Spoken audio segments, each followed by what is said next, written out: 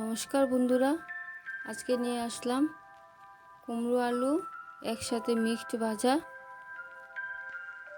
আলুগুলি ছোটো ছোটো করে কেটে নিয়েছি, কুমড়ো টুকরো টুকরো করে কেটে নিয়েছি, আর কয়েকটা কাঁচা লঙ্কা চিড়ে নিয়েছি।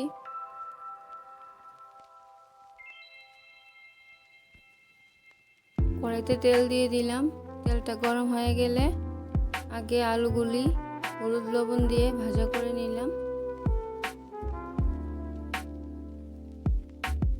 আমি কুমড়ো একসাথে দিতে পারতাম, একসাথে দেইনি, কারণ আলুগুলি দেরিতে সিদ্ধ হবে, কুমড়োটা তাড়াতাড়ি সিদ্ধ হয়ে যাবে, তাই কুমড়োটা নরম হয়ে যাবে। আলুগুলি ভাজা হয়ে গেছে, নামিয়ে নিলাম। কড়াইতে তেল দিয়ে দিলাম, ফোড়নে দিলাম কালো জিরে শুকনো লঙ্কা। ফোড়নটা ভাজা হয়ে গেলে কুমড়োগুলি দিয়ে দিলাম। শুকনো লঙ্কাগুলি তুলে নিলাম, কারণ কুমড়ো ভাজা হতে হতে শুকনো লঙ্কাগুলি নরম হয়ে যাবে, খেতে ভালো লাগবে না।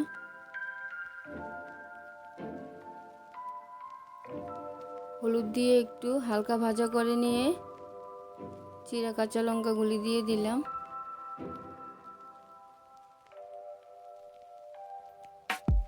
কুমড়োগুলি অনেকটাই ভাজা হয়ে গেছে, লবণ দিয়ে দিলাম। আর একটু ভাজা হয়ে গেলে আলুগুলি দিয়ে মিশিয়ে নিলাম। আমি কুমড়োর মধ্যে আগে লবণ দিইনি, কারণ কুমড়োটা নরম হয়ে যাবে, ভেঙে যাবে। আর আপনারা চাইলে কুমড়োর মধ্যে চিনিও দিতে পারেন। আমি কুমড়োর মধ্যে চিনি দেইনি, কারণ কুমড়োটা মিষ্টি ছিল। ভাজা হয়ে গেছে, নামিয়ে নিলাম। এইভাবে কুমড়ো আলু একসাথে ভাজা করলে খেতে ভালো লাগে। দেখা হচ্ছে পরের ভিডিওতে। ভালো থাকবেন বন্ধুরা।